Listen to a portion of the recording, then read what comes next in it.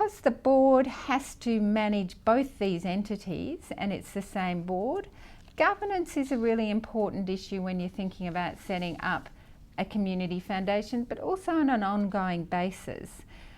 You need to make sure that your board is going to be able to manage the compliance of both entities. The board will also need to fulfil a number of roles in the community, because the board will be instrumental in marketing and promoting the community foundation and helping with the fundraising. So when you're looking at who should go on the board, you really need to have a good mix of people. You want to have your community leaders. You want to have those people with good connections with perhaps people or businesses that might have money to donate. You want to have people who know the community issues and can engage the community and make sure that the grants are made effectively.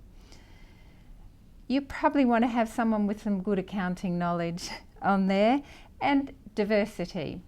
You want to have a representation of your community on that board. Some of the things you need to think of when actually setting the constitution of the company in place is who will be the members. Will you have the community or anyone in the community as members? Will you choose particular organisations who will be members? Or will you just have the board as the members? And it's quite customary for the board to also be the members in a community foundation. And Alice, we've seen a number of examples of community foundations in Australia having those different membership structures. So, for example, Denmark Community Foundation has its broader community as members, and others here in Victoria have their board as members. So it's not one size fits all. No, it's not one size fits all, and you know, to some extent it'll depend on how democratic you want to be in your community.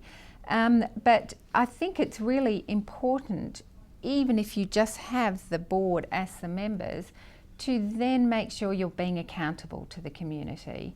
And you need to think, how will we be accountable to our community if we only have the board as the members? And also, how will we make sure we retain that diversity on the board, and it's not just, oh, you know, a tap on the shoulder, you're my mate, will you go on the board because we need an extra person. These things ideally should be addressed in policy documents or in the actual terms of the Constitution.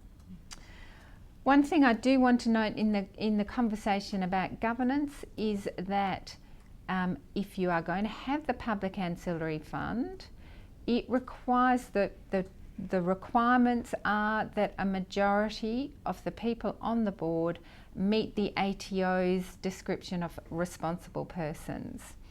Now, responsible persons can be challenging in rural and regional areas, particularly areas where there are a lot of retirees, because the current rules don't recognise a retired person, even if that person has been a responsible person while they're employed. So the responsible person includes people who belong to a professional association with a code of ethics. And traditionally, you know, that's been thought as lawyers and accountants. But it is in fact a lot broader than that. A lot of professions do have professional bodies with a code of ethics. And it's a matter of checking that. So obviously you can be retired and still be a member, which is, you know, a good way to make sure that you meet that requirement. If you have honours from the government, you're a responsible person. If you're able to take statutory declarations, you're a responsible person. And there are a number of different categories that basically, if you have some sort of public profile within the community and belong to the code of ethics, an organisation with a code of ethics, you'll be a responsible person. It can be tricky though. I just do know that several community foundations have found that quite hard. This slide that I've got up really is a quick run through of a number of the restrictions for public ancillary funds, because they are now do require a lot of compliance. You need to have the investment policy that's reviewed annually. You need to make sure that there are separate accounts and separate minutes for the public ancillary fund as opposed to the company. You need to value your assets annually. There's a minimum distribution requirement, though if you are just starting up, there is a 4-year period of grace for that.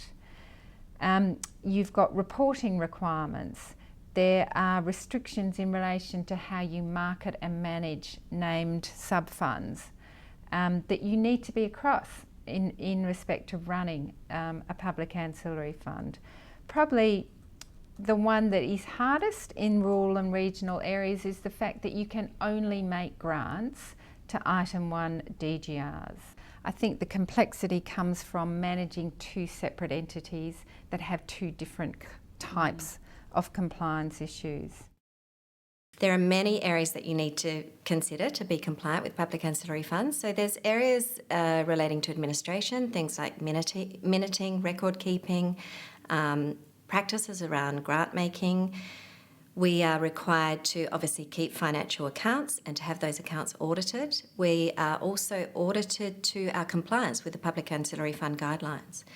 In terms of our board of directors, we have to have directors that are deemed to be responsible persons, and we have to have ongoing review and checking to make sure that we're keeping those practices up to date. There are quite a few areas that you're required to comply with in being a public ancillary fund, but what we found is that when you spend time early on setting up procedures and systems, it's not so onerous to then maintain those. Spending a lot of time early on getting those systems and practices in place, then it's not so onerous going forward. Compliance around any organisation, be it pro bono or not, is I think quite strenuous because you do actually have to be aware that you're legally responsible for this, that and the other. You have to realise that particularly if people donate to your fund, you've actually got to do something with that that's in keeping with what they wanted or what the agenda of the actual foundation is.